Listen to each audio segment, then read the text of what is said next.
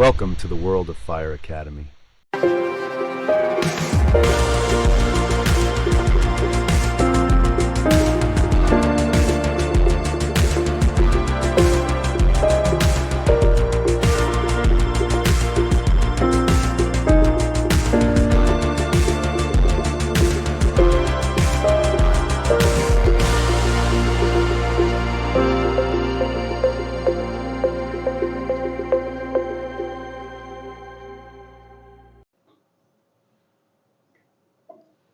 Hello everyone.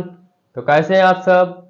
I hope अच्छे होंगे और अच्छे ही रहना चाहिए, क्योंकि हमारा एग्ज़ाम टाइम चल रहा है ना, इसीलिए आप सबको अच्छे रहना ज़्यादा ज़रूरी है।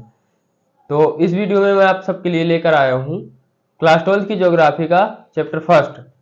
हमारी जो बुक है ह्यूमन ज्योग्राफी, उसका मैं चैप्टर फर्स्ट लेके आया हूँ, जिसका नाम है human geography nature and scope.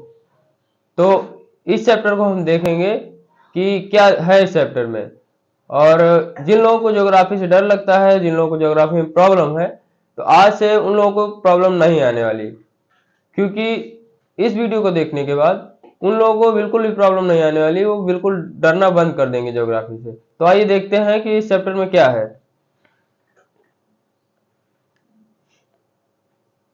तो इस चैप्टर में जो हमारी पहली स्लाइड है उसमें दिया है human geography nature and scope, और इसका जो पहला पॉइंट है वो है geography is the field of studies integrative empirical and practical.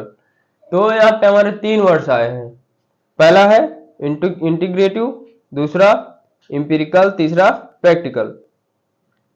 तो इंटीग्रेटिव का मतलब क्या होता है यहाँ पे? तो जो हमारा वर्ड आया है इंटीग्रेटिव, तो इस वर्ड का जो मतलब है तो वो है कि जो ज्योग्राफी सब्जेक्ट है, ये जो हमारा ऐसा सब्जेक्ट है जो सारे सब्जेक्ट्स को कनेक्ट करके ही पढ़ा जाता है, मतलब सारे सब्जेक्ट से कनेक्टेड है। हिस्ट्री हो, फिजिक्स हो, केमिस्ट्री हो, हर सब्जेक्ट से कनेक्टेड है। हिस्ट्री में कनेक्टेड है प्लेस के थ्रू, कौन सी एक्टिविटी, कौन सा वार किस प्लेस पे हुआ था, वो भी हमारा ज्योग्राफी ही है। फिजिक्स के अकॉर्डिंग देखा जाए तो फिजिक्स में कनेक्टेड है, ये लॉ यहाँ पे लगता है, और ये मतलब जैसे उसमें कई सारे लॉज होते हैं कि अर्थ, जैसे हमारा ग्रेविटेशनल फोर्स मान लीजिए है, तो वो भी हमारा अर्थ पे ही लग रहा है, तो इससे भी हमारा कनेक्टेड है। केमिस्ट्री जो है, जो उसके केमिकल्स वगैरह है, वो भी हमारे अर्थ से ही मिलते हैं। केमिकल्स जो है अर्थ से बनते हैं, और जो हमारे नए नए एलिमेंट्स हैं, गोल्ड हो गया, जैसे सिल्वर्स हो गए, सारे जो एलिमेंट्स हैं वो भी हमें अर्थ से ही मिलते हैं। तो मतलब जो हमारा ज्योग्राफी सब्जेक्ट है वो कई सारे सब्जेक्ट से कनेक्टेड है। और इसके बाद हमारा जो एक वर्ड और है प्रैक्टिकल और इम्पीरिकल, तो इन दोनों का मीन्स लगभग लगभग सेम है। तो जो हमारा ज्योग्राफी सब्जेक्ट है वो प्रैक्टिकल के थ्रू पढ़ा जाता है, मतलब उसमें जो हमारा लैंड है, वाटर है, तो इन सब चीजों को हम प्रैक्टिकल कर सकते हैं कि हमने अब पढ़ा वाटर के बारे में, हम जाके वाटर को देख के उसकी प्रॉपर्टीज पढ़ सकते हैं, प्रैक्टिकल कर सकते हैं। जो हमने ज्योग्राफी में पढ़ा उन एलिमेंट्स के बारे में हम प्रैक्टिकल करके उनके बारे में जान सकते हैं। ठीक। और जो हमारी अगला पॉइंट है, it studies each and every event on the earth over the space and time. मतलब कह रहा है कि जो ज्योग्राफी है वो क्या कवर करती है, वो उन एक्टिविटीज को कवर करती है जो हमारे स्पेस और अर्थ पे टाइम टू टाइम होती रहती हैं। उन सारी एक्टिविटीज को कवर करता है, उसे हम ज्योग्राफी बोलते हैं। जैसे अभी मान लीजिए कोई एक्टिविटी हुई, और कहाँ हुई, इस प्लेस पे हुई, कब हुई, इस टाइम में हुई, कैसे हुई, ऐसे हुई, मतलब सारा जो उसका पर्सपेक्टिव है सब वो कवर करता है, उसी को बोलते हैं हम ज्योग्राफी। चाहे वो हर जगह के लिए है, अर्थ है, यूनिवर्स है, कहीं भी है। और एक पर्टिकुलर टाइम के साथ जो एक्टिविटीज, जो घटनाएं घटती हैं, उन्हीं को वो ज्योग्राफी हमें दिखाता है कि इस टाइम में यहाँ पे इस जगह पे ये घटना हुई। उसी को हम क्या बोलते हैं? उसी को हम ज्योग्राफी बोलते हैं। हमारा नेक्स्ट पॉइंट क्या है देखते हैं। नेक्स्ट पॉइंट है human geography studies the relationship between man and nature. कह रहा है जो हमारा ह्यूमन ज्योग्राफी है वो रिलेशन बताता है सॉरी, वो हमारा रिलेशन बताता है नेचर एंड मैन के बीच में। मतलब कि जो नेचर एंड मैन की जगह में हम ह्यूमन बींग्स भी बोल सकते हैं, वहां पे उसका कहने का मतलब ह्यूमन बींग्स ही है। तो कह रहा है जो हमारा ह्यूमन बींग्स और नेचर है उसके बारे में रिलेशन बताता है, कहता है कि ये दोनों कैसे एक दूसरे से कनेक्टेड हैं और कैसे इन दोनों का इंपॉर्टेंस है और कैसे इन दोनों का इंपॉर्टेंस कम ज्यादा हो सकता है एक दूसरे के ना रहने पर। ठीक, हमारा नेक्स्ट पॉइंट है geo can be studies through, geo means जो यहाँ पे ज्योग्राफी है, geography can be studies through law making और डिस्क्रिप्टिव। कह रहा है कह रहा है कि हम ज्योग्राफी को थ्योरी के थ्रू भी पढ़ सकते हैं और हम डिस्क्रिप्टिव फॉर्म में भी पढ़ सकते हैं। हम कुछ लोग कहते भी हैं, मतलब कुछ ज्योग्राफर्स कह के गए हैं, कुछ कह रहे हैं कि हम ज्योग्राफी को थ्योरी के साथ पढ़ सकते हैं, थ्योरी के थ्रू ज्यादा अच्छे से पढ़ सकते हैं, कुछ कहते हैं हम इसको डिस्क्रिप्टिव वे में ज्यादा अच्छे से पढ़ सकते हैं। सबका अलग अलग पॉइंट ऑफ व्यू है। अभी आगे भी आएंगे जो कई सारे ज्योग्राफर्स देते हैं अपना पॉइंट ऑफ व्यू कि इसका मतलब क्या है, और सब अपनी अपनी अलग अलग डिफिनेशन से देते हैं, तो उसको हम भी देखेंगे आगे। यहाँ पे हमारा दिया हुआ है कि यहाँ पे दो अप्रोचेस होती हैं ज्योग्राफी को पढ़ने की। पहली है सिस्टमेटिक अप्रोच, दूसरी है रीजनल अप्रोच। सिस्टमेटिक अप्रोच क्या होता है? सिस्टमेटिक अप्रोच में सारी चीजें, मतलब सारा सिस्टम जो हमारे ज्योग्राफी के अंदर आता है अर्थ का, तो सिस्टम के अकॉर्डिंग ही सारी चीजों की स्टडी की जाती है। और जो रीजनल ज्योग्राफी है, रीजनल अप्रोच है, तो रीजनल अप्रोच को हम ऐसे देखते हैं, मतलब सारा जो हमारा अर्थ के अंदर जितने भी रीजन्स है, अलग अलग रीजन्स, उन रीजन्स को स्टडी करते हैं। जैसे कि यहाँ पे दिया हुआ है रीजनल अप्रोच, तो हम कहते हैं कि इस रीजन में ये ऐसा क्लाइमेट रहता है, इस रीजन में ऐसा क्लाइमेट रहता है, तो उसी के अकॉर्डिंग हम स्टडी करते हैं। और जो सिस्टमैटिक स्टडी है, इसमें अलग अलग चीजों के बारे में स्टडी करते हैं, अलग अलग एरिया के बारे में करते हैं कि इस एरिया में ये चीजें पाई जाती हैं, इस एरिया में ये चीजें पाई जाती हैं, तो ऐसा हम स्टडी करते हैं। ठीक, इसका अगली स्लाइड है ह्यूमन ज्योग्राफी डिफाइंड, मतलब डेफिनेशन दी हुई है इसमें। यहाँ पे तीन ज्योग्राफर्स के अकॉर्डिंग डेफिनेशन दी हुई है ह्यूमन ज्योग्राफी की, तो उसे हम देखेंगे। क्योंकि जो अलग अलग कई सारे ज्योग्राफर्स हैं, तो वो जो ज्योग्राफी के लिए जो डिफिनेशन देते हैं, तो सब अपने अपने अकॉर्डिंग अलग अलग ज्योग्राफी की डिफिनेशन देते हैं। तो यहाँ पे जो हमारे दिया हुआ है, तीन ज्योग्राफर्स का नाम दिया हुआ है और उनके द्वारा दी हुई डिफिनेशंस दी हुई है, मतलब जो उन्होंने बोला ज्योग्राफी के बारे में, जो उनको करेक्ट लगा और जो उन्होंने बोला। तो आइए देखते हैं। जो हमारी पहली यहाँ पे डिफिनेशन है, human geography is the synthetic study of relationship between human society and the earth. तो कह रहा है जो हमारा ह्यूमन ज्योग्राफी है, वो रिलेशन बताता है, सिंथेटिक रिलेशन बताता है। सिंथेटिक स्टडी हम करते हैं किसके रिलेशन के बीच में? ह्यूमन सोसाइटी और अर्थ सरफेस के बीच में।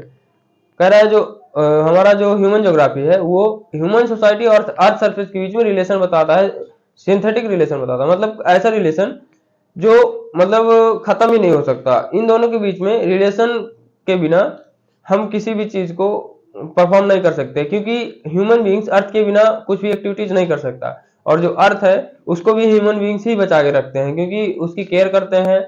और अगर ह्यूमन बीइंग्स अर्थ पर नहीं होंगे तो अर्थ का भी कोई अस्तित्व नहीं होगा। हम और इसका अगला जो डिफिनेशन है, और जो है हमने पिछली डिफिनेशन देखी है, उनके जो ज्योग्राफर है उनका नाम है रैटजेल, और जो हमारी अगली डिफिनेशन है उसमें जो ज्योग्राफर है उनका नाम है एलन सी सैंपल, जिन्होंने डायनामिज्म के बारे में बताया है कि कैसे हमारी अर्थ चेंज हो रही है और ह्यूमन बीइंग्स भी चेंज हो रहा है, ये एक दूसरे के रिलेशन में कैसे चेंज हो रहे हैं उसके बारे में बताया है। कह रहा है human geography is the study of changing relationship between unresting man and unstable earth. कह रहा है जो हमारा मैन है, मतलब ह्यूमन बीइंग्स, और जो हमारी अर्थ है, तो मैन हमारा अनरेस्टिंग है और अर्थ हमारी जो है अनस्टेबल है, मतलब अर्थ स्टेबल नहीं है, वो रोटेट कर रही है, और उसका अंदर का जो नेचर है, उसके अंदर का जो इन्वायरमेंट है, क्लाइमेट है, वो सब चेंज होता जा रहा है, चेंज हो रहा है, स्टेबल नहीं है। और जो हमारा मैन है, ह्यूमन बीइंग्स है, वो अनरेस्टिंग है, मतलब स्टेबल वो भी नहीं है, वो भी चेंज हो रहा है और ग्रो कर रहा है। कोई ग्रो कर रहा है तो कोई मतलब डेवलप हो रहा है, और कोई कोई खत्म भी हो रहा है, मतलब एकदम जैसे कहते नहीं है, कुछ स्पीसीज जो हमारी अर्थ से हैं वो गायब होती जा रही हैं, तो उसी को बोलते हैं अनरेस्टिंग मैन। मैन से मतलब यहाँ पे ह्यूमन बीइंग्स है, हम एनिमल भी बोल सकते हैं, एनिमल के अंदर ही ह्यूमन बीइंग्स आता है। ठीक, और जो हमारा तीसरी डिफिनेशन है वो पाउल विडाल डी ब्लेच के अकॉर्डिंग है, जो कहते हैं conception resulting from a more synthetic knowledge of physical laws and governing our earth and relations between the living beings which inhabit it। कह रहा है इन्होंने कहा है कि जो हमारी अर्थ है उसके फिजिकल लॉज के बारे में बताया है कि कैसे वर्क करते हैं। अर्थ के जो फिजिकल लॉज है कैसे वर्क करते हैं, उसकी सिंथेटिक नॉलेज के बारे में बताया है। तो जैसे फिजिकल लॉज मतलब हमारे अर्थ के अंदर जैसे ग्रेविटेशनल फोर्स लगता है, कई सारे फोर्स और लॉज लगते हैं, तो कैसे वो वर्क करते हैं उसके बारे में उन्होंने बताया है इसमें। ठीक, अब हमारा जो नेक्स्ट स्लाइड है उसके बारे में देखेंगे कि उसमें क्या दिया हुआ है। नेक्स्ट स्लाइड में दिया हुआ है नेचर ऑफ ह्यूमन ज्योग्राफी। तो आइए देखते हैं। इसका पहला पॉइंट है नेचर ऑफ ह्यूमन ज्योग्राफी का। तो human geography studies the inter relationship between the physical environment and socio cultural environment created by man. कह रहा है ह्यूमन ज्योग्राफी जो हमारा है वो रिलेशन बताता है नेचर और ह्यूमन बींग्स के बीच में।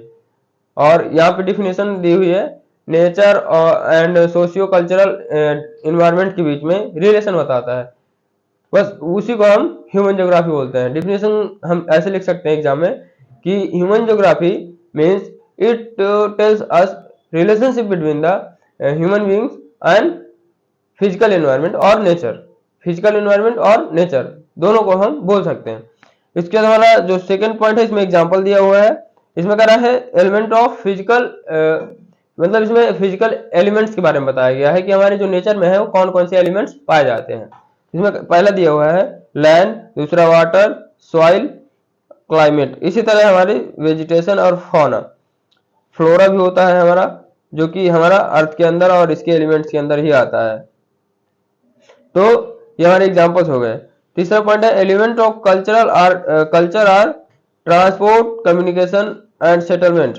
इसमें दिया हुआ है, कह रहा है जो हमारे अर्थ के अंदर का सोशियो कल्चरल जो इन्वायरमेंट है उसके एलिमेंट्स क्या क्या हैं, तो उसी के बारे में बताया गया है कि हमारे मतलब टेक्नोलॉजी को यूज करके क्या क्या एलिमेंट्स अर्थ के अंदर रेडी किए गए हैं। जैसे हमारा ट्रांसपोर्ट है, ट्रांसपोर्ट में आ जाता है हमारे व्हीकल्स वगैरह और रोड फैसिलिटीज जिसमें हमारे व्हीकल्स चलते हैं। कम्युनिकेशन थ्रू, इसमें हमारी टेक्नोलॉजी आ जाती है, कम्युनिकेशन की टेक्नोलॉजी, इससे हम एक दूसरे से अपने कोई भी बात करके हम अपने जो हमारी नीड्स है पूरी कर सकते हैं। कोई भी मैसेज है एक जगह से दूसरी जगह भेज सकते हैं। ठीक, तो अब हम अपनी अगली स्लाइड पे देखते हैं कि इसमें क्या है। तो अगली स्लाइड में है नेचुरलाइजेशन ऑफ ह्यूमंस। तो नेचुरलाइजेशन ऑफ ह्यूमंस का मतलब क्या होता है, क्या है ये? तो नेचुरलाइजेशन ऑफ ह्यूमंस, इसके नाम से भी आपको पता चल रहा होगा कि ह्यूमन बींग्स जो है वो नेचर के अकॉर्डिंग वर्क करता है। कोई भी उसकी एक्टिविटी है, कुछ भी वो करता है, सब नेचर के अकॉर्डिंग करता है। तो इसमें जो ह्यूमन बींग्स है वो नेचर पर डिपेंडेंट है, वो नेचर पर डिपेंडेंट है कि कोई भी एक्टिविटी करता है तो नेचर के अकॉर्डिंग ही करता है, अपने अकॉर्डिंग कुछ चेंज करने की कोशिश नहीं करता। और इस मतलब यहाँ पे वो नेचर से डरता भी है कि अगर हम नेचर को अपने अकॉर्डिंग मॉडिफाई करने की, अपने अकॉर्डिंग चेंज करने की कोशिश करते हैं तो नेचर हमारे साथ कुछ भी गलत कर सकता है। तो इसीलिए वो नेचर के अकॉर्डिंग ही चलते हैं। और इसका दूसरा नाम है, इसका एक नाम और भी है, उसका नाम है इन्वायरमेंटल डिटर्मिनिज्म।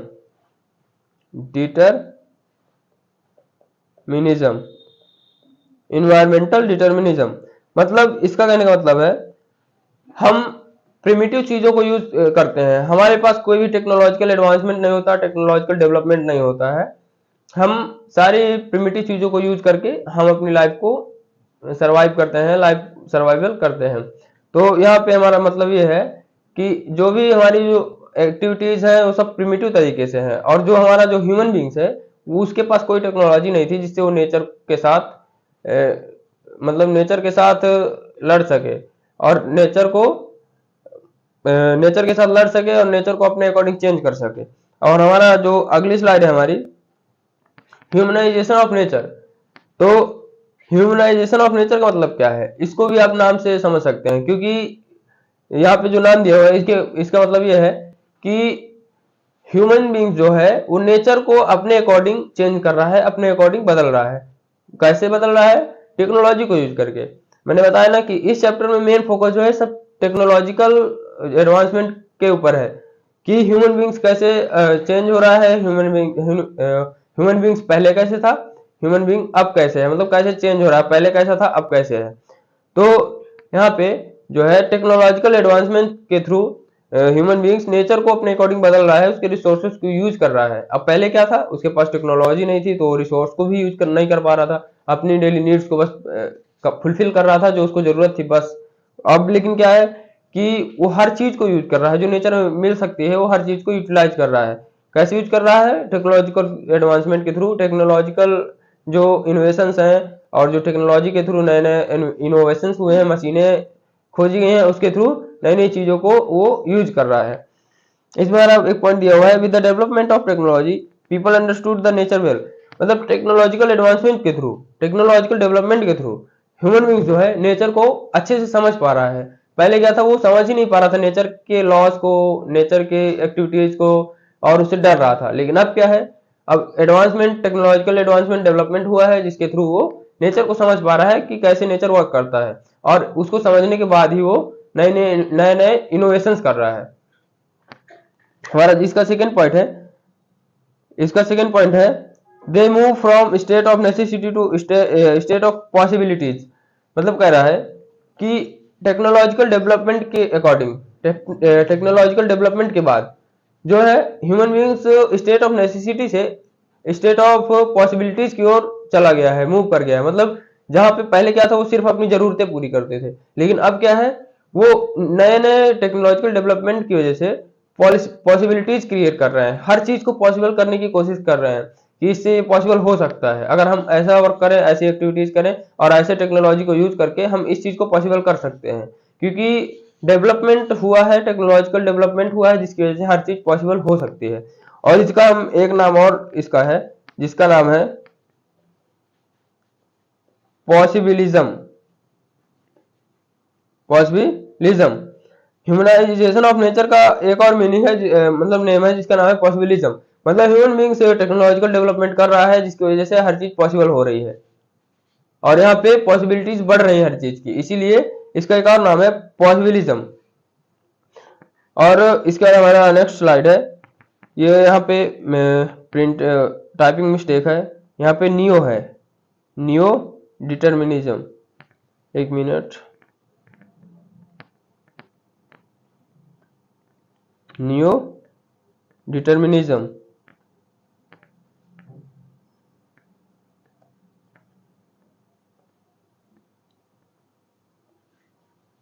New determinism. तो अब ये न्यू डिटर्मिनिज्म का मतलब क्या होता है, इसको हम दूसरे नाम से भी बोलते हैं स्टॉप एंड गो डिटर्मिनिज्म। तो ये जो कॉन्सेप्ट है, ये हमको ग्रिफिथ टेलर ने दिया था, एक ज्योग्राफर है जिनका नाम है ग्रिफिथ टेलर, इन्होंने ये कॉन्सेप्ट दिया था। तो पहले हमने दो कॉन्सेप्ट्स के बारे में पढ़ा, एक है इन्वायरमेंटल डिटर्मिनिज्म और दूसरा है पॉसिबिलिज्म। अभी तीसरा आया है, इन दोनों के बीच का कॉन्सेप्ट है। तो उसमें क्या था, पॉसिबिलिटीज में, पॉसिबिलिज्म में था कि कोई भी चीज है हम किसी भी लेवल पे यूज कर सकते हैं, हम टेक्नोलॉजी को यूज करके हर चीज पॉसिबल हो सकती है, तो उसको हम बोल सकते हैं कि एक्सट्रीम लेवल पे था वो। और जो हमारा जो इन्वायरमेंटल डिटर्मिनिज्म है, उसमें क्या था, हम अब सिर्फ अपनी जरूरतें पूरी कर सकते हैं, हमारे पास कोई टेक्नोलॉजी नहीं थी जिसकी वजह से हम सिर्फ अपनी जरूरतें पूरी कर सकते हैं, तो वो एक्सट्रीम में नहीं था, वो हमारी नेसेसिटी के लेवल पर था। ये जो हमारा न्यू डिटर्मिनिज्म है, ये मिडिल लेवल पे है, मतलब ना तो एक्सट्रीम लेवल पे ना तो एकदम लो लेवल पे। कहने का सेंस ये है कि इसमें डिफिनीशन जो बुक में दी हुई है उसको, उसमें ये दी हुई है कि यहाँ पे ना एब्सोल्यूट फ्रीडम होती है ना एब्सोल्यूट नेसेसिटी होती है। मतलब ना तो किसी चीज की कमी होती है ना किसी चीज की ज्यादा, बहुत ही ज्यादा वो होती है, अवेलेबिलिटी होती है, एकदम नॉर्मल होती है। तो और वैसे भी किसी चीज की अधिकता, किसी चीज की ज्यादा अवेलेबिलिटी भी बुरी चीज है, उससे भी हमारा लॉस ही होता है। तो यहाँ पे दिया है हमारा second point, it is a middle path between the environmental determinism and possibilism. कह रहा है ये इन्वायरमेंटल डिटर्मिनिज्म और पॉसिबिलिज्म का मिडिल पाथ है। तो इसका मतलब है कि स्टेबिलिटी, इस लॉ के अकॉर्डिंग स्टेबिलिटी है, इस थ्योरी के अकॉर्डिंग स्टेबिलिटी है हमारे अर्थ में। Third point, the concept shows that neither is there is situation of absolute necessity nor there is condition of absolute freedom, absolute necessity and absolute freedom। तो कह रहा है कि यहाँ पे ना तो ऐसी कंडीशन है जहाँ पे एब्सोल्यूट नेसेसिटी हो, ना तो ऐसी कंडीशन है जहाँ पे एब्सोल्यूट फ्रीडम हो। और इसके बाद इसमें सस्टेनेबल डेवलपमेंट मेन फोकस पे रहता है। सस्टेनेबल डेवलपमेंट यहाँ पे मेन फोकस पे रहता है। कह रहा है sustainable development is the main M, मतलब नियो डिटर्मिनिज्म का मेन एम है सस्टेनेबल डेवलपमेंट।